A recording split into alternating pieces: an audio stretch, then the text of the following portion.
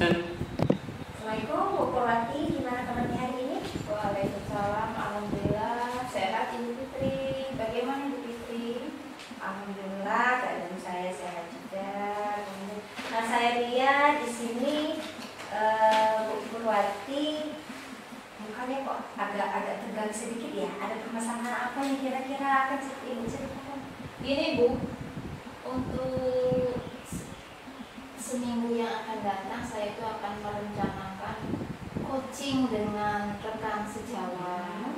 Nah mungkin ada sedikit kegalauan atau perasaan yang belum menentu lah Bu untuk menghadapi coaching tersebut Ibu. Jadi minggu depan ini Bu akan melakukan coaching ya? Iya Bu.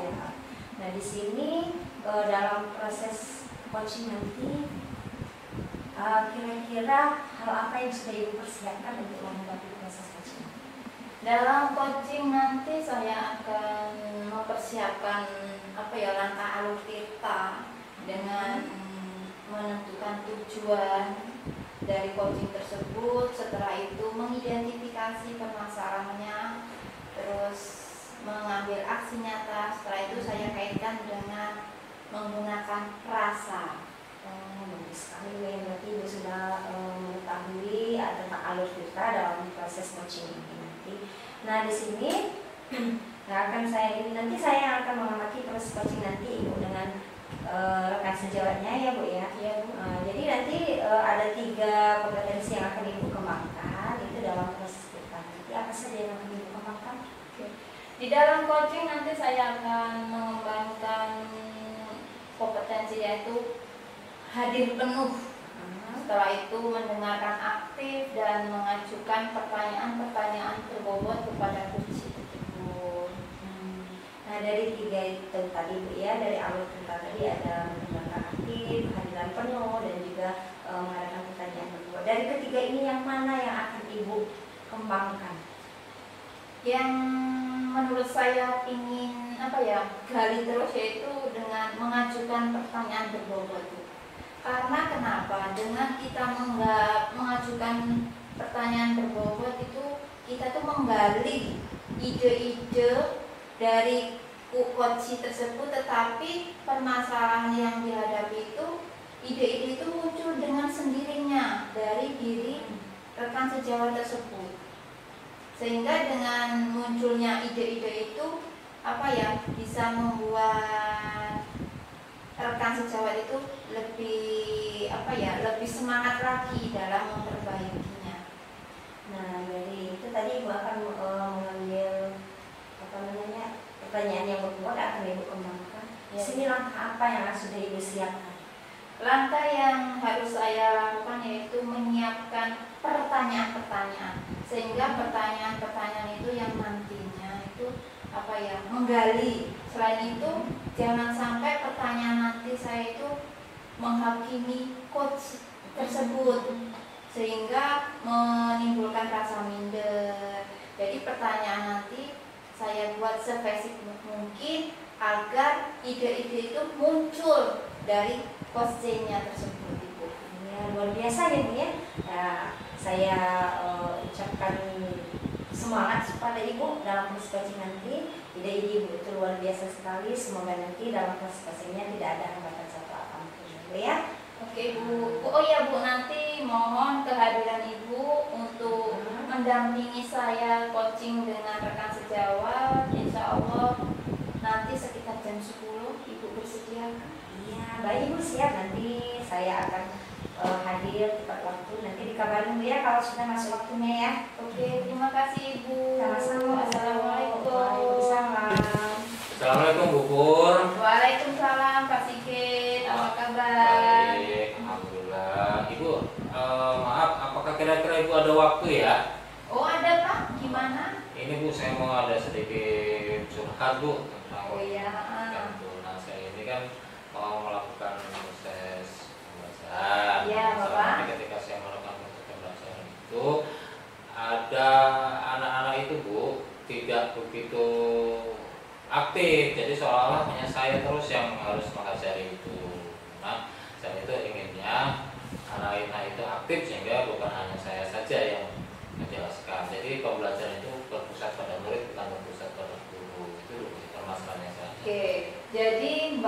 Zikir ini mengalami permasalahan di kelas tentang murid ini gurunya tuh lebih aktif ya. Iya, Bu, Jadi betul. permasalahannya murid ini maunya apa ya? Selalu mendapatkan bimbingan dari guru. Betul, Nah, betul.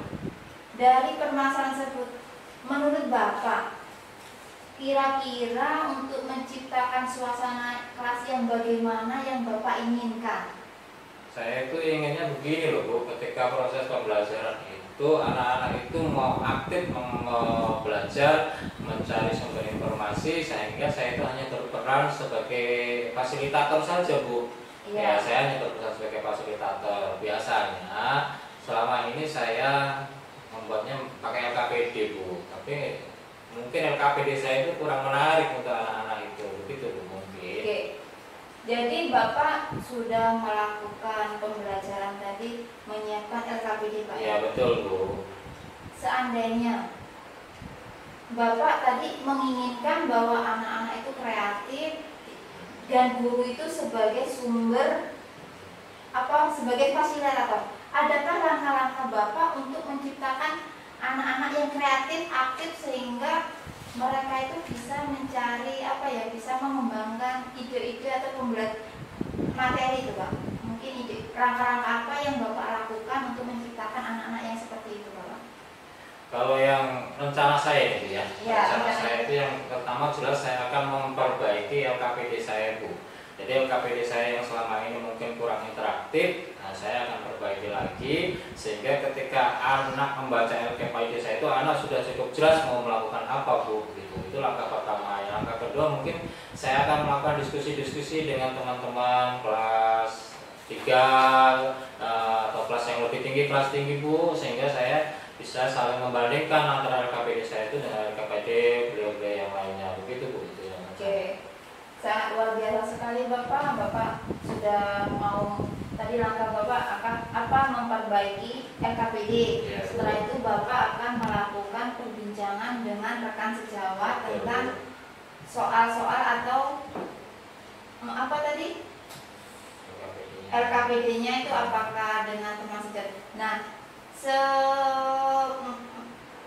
pandangan Bapak, langkah yang membuat Bapak seandainya pembelajaran Bapak itu berhasil, dikatakan berhasil, indikator apa yang Bapak capai kepada si murid atau si anak Bapak? Ini Bu, yang jelas kalau dikatakan berhasil itu ketika anak itu mampu mengerjakan LKPD tersebut dengan cara bahwa anak hanya bertanya sekali-sekali, sehingga intinya itu mereka sudah mengerjakan LKPD itu sudah baik. Biasanya itu tuh bisa terjadi Bu, berdasarkan analisa itu kalau misalnya LKPD saya itu dipenuhi dengan gambar-gambar, dengan cerita yang mungkin menarik, alur tulisannya yang menarik gitu loh, sehingga anak itu saya katakan berhasil atau pembelajaran saya itu saya katakan berhasil bila anak itu mampu mengerjakan dengan nilai yang baik tanpa begitu banyak meminta bantuan saya. Jadi saya itu hanya memberikan sebuah arahan-arahan saja gitu loh.